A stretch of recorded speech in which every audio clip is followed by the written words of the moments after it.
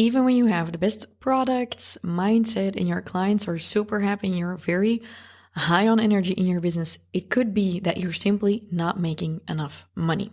Especially if you want to grow towards 10K months, 100K years, it might be that you're kind of stuck at like 50K, 60K, and you're like, Amy, I don't know why, but I just can't seem to hit these 100K years. And one of the 6-part series of this, this six-figure secret series. Wow, that was a lot of sixes. 6, not 6. So this last episode is about how you can start mastering your finances, but especially your cash flow, your profit, and your pricing, and kind of like reframe your perspective on maybe you're not charging the right way, but you're afraid to charge more. Maybe you're feeling a little bit stuck and you just don't know how to free up more time to hit those 100K years. We're going to solve all of that in 4 simple steps in this episode. Okay, let's dive in. Hello, and welcome to Fail to Win, the show where we love to make mistakes and learn from them so you can turn your passion into profits and live life on your own terms. I'm Amy van de Putte from FastForwardAmy, your host and coach, and I'll bring you a new episode with simple strategies every Tuesday. I have coached thousands of people in these past couple of years, and currently I'm coaching hundreds of people at the same time. I have a couple of people in my very high level program, my Millionaire Mastermind, my Gold Mastermind.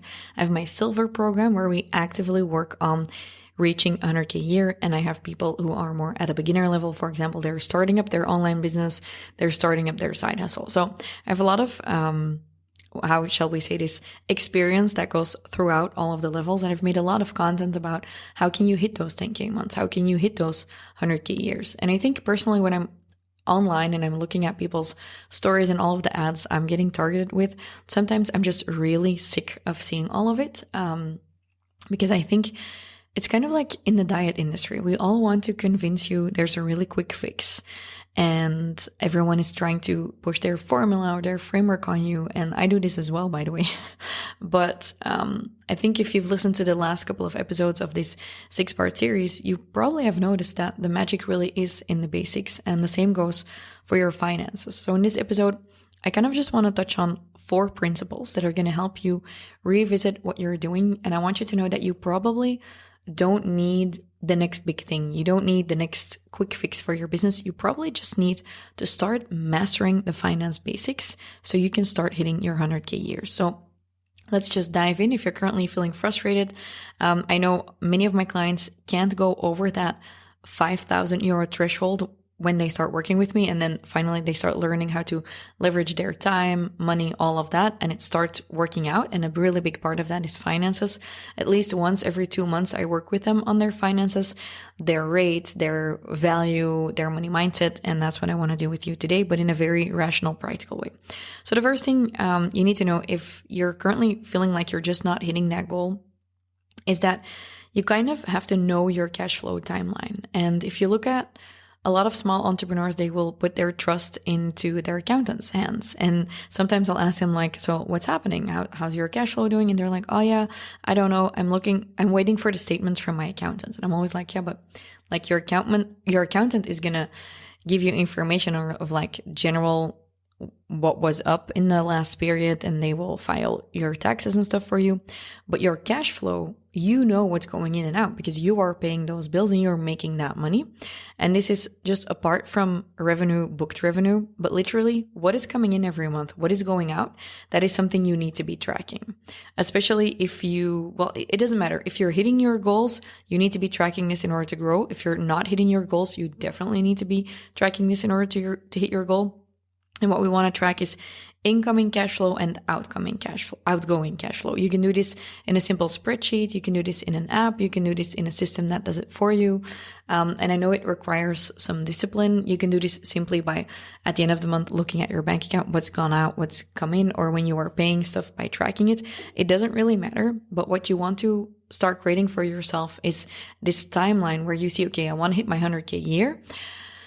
How's that going? And am I overspending, underspending? Because we can't forget that apart from knowing our cash flow, and if we are hitting those 10K months, because we're not talking about booked revenue here, we're talking about literally cash flow coming in. We also need to know the second part, which is our profit margin. Just simply going for those 10K months and spending 10K isn't going to help us, because then we just have high overhead and we're going to start stressing out about that. I see this happen to a lot of people. They start overspending, they start renting an office and an expensive car. And I see that a lot of entrepreneurs, before they've actually increased their revenue and also their cash flow buffer, they just simply start overspending because they don't know about their profit margin. And if I'm going to let you in on a little secret, I was recently away on a retreat with 7 and 8 figure business owners, and we were all talking about the same thing. We all have high overhead, and we were all saying revenue is really irrelevant, because some of us, like some of the people in our group who make the least revenue have the highest profits. And that is something you just want to take into account, be that if you're working towards $100K a year or $1 million a year, your profit margin really is way more important than your revenue, because you can make $1 million and spend $1 million, that puts you at 0. But you could also make $1 million and keep 500, and that puts you at a really, really nice profit. And that was actually also one of my really big lessons. And this is something probably if I would go back to when I was first starting to build my business, I kept it really lean. So I kept my costs really low intuitively. But if you experience a lot of stress about money, or you want to scale up, or you want to start outsourcing stuff like a VA or things so that you can have more time for your sales, marketing, growth, I would say make yourself a timeline where you simply see per month, for example, what am I spending, what's going out in terms of cash flow, what's coming in, and start tracking it. And then make sure that you revisit your profit margin and you start looking at, okay, how can I start increasing that profit margin? Is it by cutting down some of my costs? Is it by increasing my average order value? Can I upsell my clients on something digitally that is not going to take away more of my time? Just simply have a look at it. And I know that a lot of people are afraid of numbers because maybe in high school you were told you're bad at numbers or finances, or you're afraid of mathematics. And I think the biggest tip I can give you here is that look for a way to make it fun for you. So for example, I have a lot of really big post-its on my wall where I put up my targets for the year, and I just have a target for my year, and then I calculate backwards and I just spread it out over the different months, and I look at how many sales I need to do. And I used to just have a revenue target. Now I have a revenue target and a costs budget target, and then a profit target. And for example, next year, my goal is that my costs won't really increase, but that my profit will increase. And I want you to make it fun. So maybe that's with post-its, maybe that's with a Google Sheet. It doesn't matter. Look for a way that you start feeling like money is actually something that you could master and that it gets to be fun. So know your cash flow is the first step. Track what is going out, what is coming in, at least on a monthly basis. If you have a VA or an accountant, you can also ask them for help on how to do this.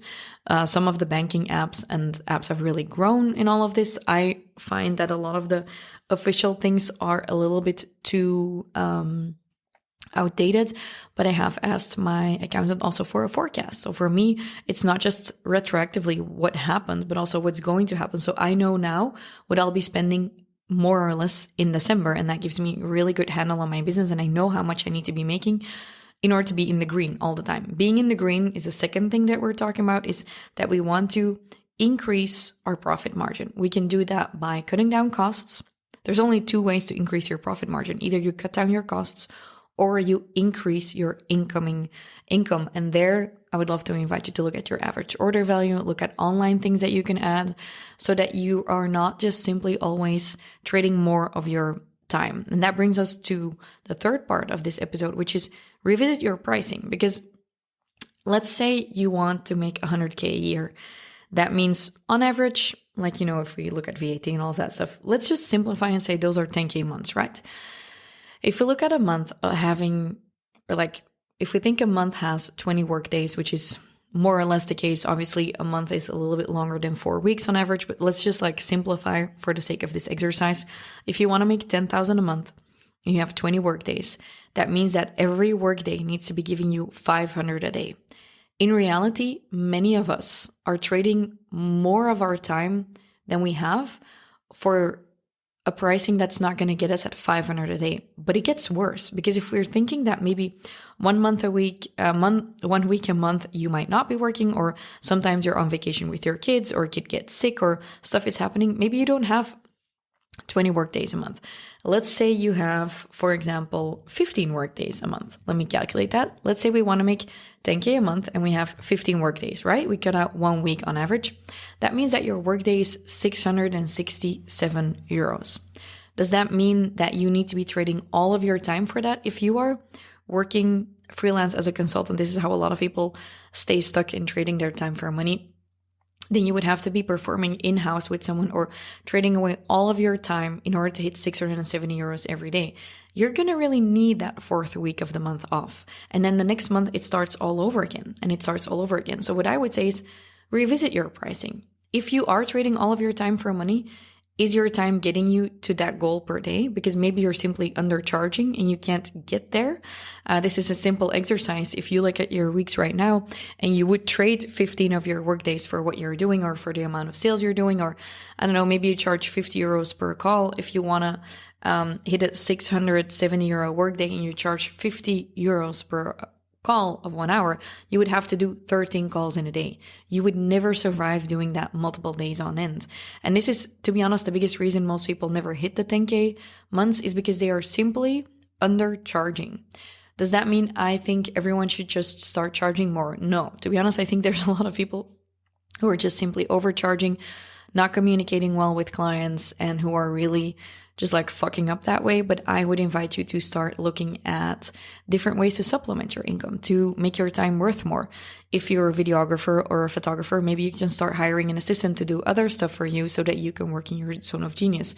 Maybe there are systems that could manage some of your workload. Maybe you could start up a hybrid offer that's a mix of offline and online. In reality, you just need to know that if you do want to hit those 10K months and you want to do it without trading all of your time and your energy, you're going to have to look at how am I reaching that financial goal? How much energy do I have to trade for time? And what am I going to do with the rest of my time in order to hit my goals? Maybe that's opening up a shop, online offers, e-commerce. Doesn't really matter, but you just have to look at how are you spending your time? And that's going to be important for our 4th step if you're mastering our finances and all of it, which is scaling. You're going to probably have to scale something. It might be that on top of, working one-on-one, you start a group offer or you host a workshop once every month. This could be offline, online. When we look at scaling, what we want to accomplish is basically economies of scale. So a good example for me is that I don't always do my hair and makeup, but when I do my hair and makeup, I'm like, okay, this is a great time for me to record videos, right?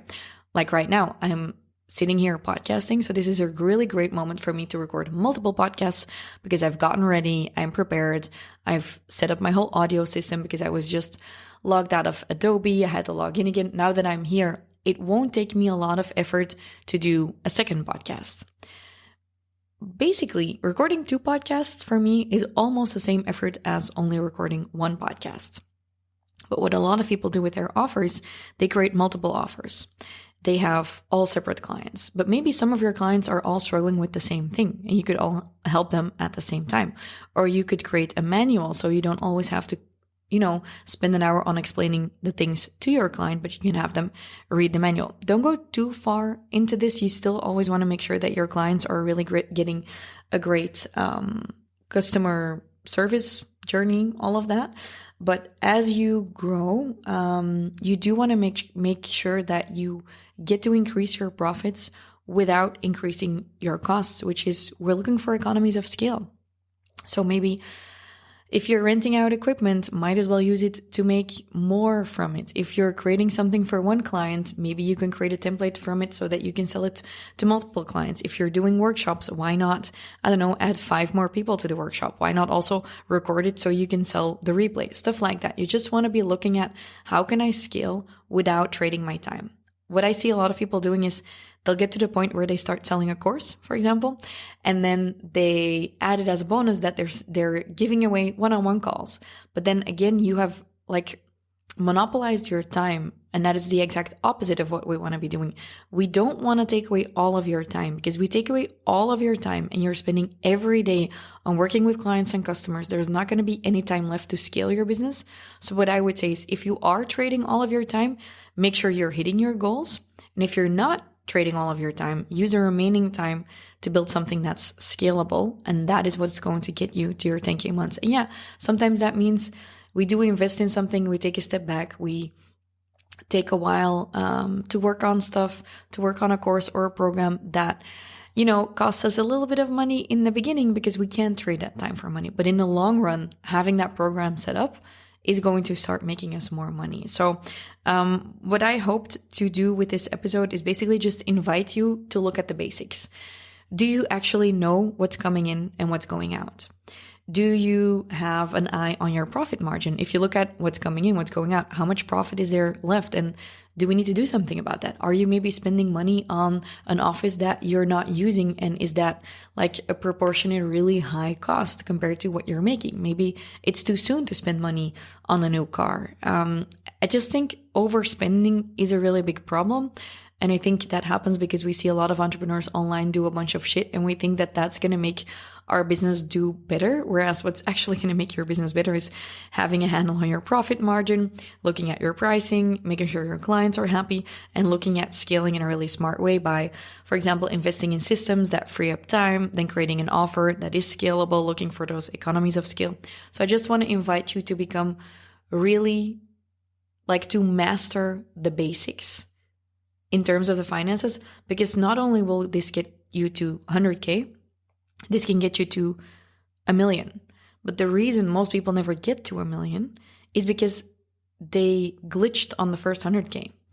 They made that happen and then they spent all of the money and then they keep on spending the money, but then the income dries up and they all of a sudden figure out holy shit, I can't do this again. And now I'm simply overspending. So you never want your spending to increase as you are making more as well. And the same goes with your time. I'm not going to lie, in the beginning, you have to work hard. I think that's a really big lie we see out there. Yeah, balance is important. Not working your bit is really important. I would definitely say don't do all of those things of working yourself to the ground and doing the 13-hour work days. But in the beginning, you are leveling up. You are getting out of your comfort zone. It's going to require a new version of yourself. Just make sure that you are taking care of yourself. You don't work yourself to the ground, and that you don't just continue working harder and harder and harder. You're going to have to work smarter. And sometimes for me, that means that I spend 2 hours on looking at my finances, and then the goal is so clear for me that I'm okay, I got to go out and I got to start selling, or, I got to stop just giving my clients more of my time if I don't have more of my time and they actually haven't paid me for it. Stuff like that. So I hope it gave you some insights. I'm feeling a little bit insecure maybe about this episode because I know how important this is, but I know how a lot of people feel like this is very daunting. So let me know if you got anything out of it. I always really appreciate that. And if you're currently feeling a little bit stuck and you're I don't know how to, add to my income, maybe you're thinking, actually, let me look that up. Yeah, maybe you're currently thinking, I would love to add some passive income to my income. Maybe you're feeling okay, I want to spend half a day of my weeks, not necessarily on working in the business, but I would love to start, getting my first 1K extra online, looking at that online product, digital. I got to tell you, it's really amazing, but you have to think of this the following. If you only sell one product of 30 euros, like a digital product, once a day, 30 days on end, you actually have 1,000 extra a month. And for a lot of people, that makes a really big difference. Your profit could be in there. And that is something that you could start scaling. And it's not going to get more expensive because once you've made it, it's there. So if you want to learn how you can create that passive income, I've created a 3-step formula that is going to teach you how to start doing it. And I know a lot of people have had an idea for a digital product, but they aren't actually selling it, or they've made it, but no one wants it, or they're stuck on what it should be. So if you want to learn from me how you can actually create that passive income, just DM me the word formula on Instagram and you can register for the training, or click on the description in this episode. There's going to be a link and you can just register for the training. And I'd love to see you there, because it might very well be that you choose to continue your offline business and that you make about 5K a month on that, and that we start increasing your online income like I did with so many of my clients, and we create 40K in online income, and there you have it. That's your 100K a year, okay? So go to that training, DM me formula on FastForwardAmy, or just click the link in the description, and I would love to see you there. And if you liked the series of the 6-figure series and you have more questions or things you feel like I didn't touch on, just let me know on Instagram. Would love some feedback. And next week, I'll be back with another episode, probably about passive income. Okay, bye-bye.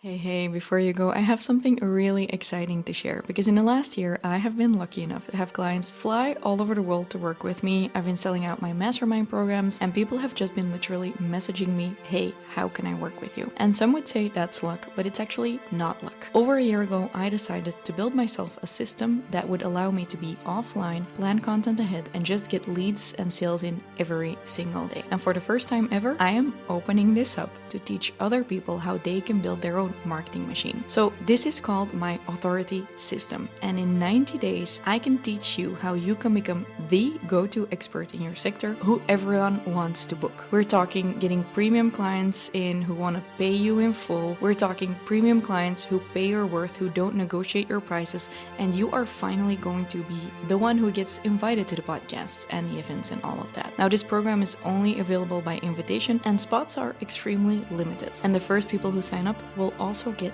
a discount. So if you are tired of being the best kept secret in your industry and you want to become the authority, message me invite on Instagram and I'll send you an invite to the closed list, or just simply go to the link in the description of this episode. Trust me, you don't want to miss out on this one.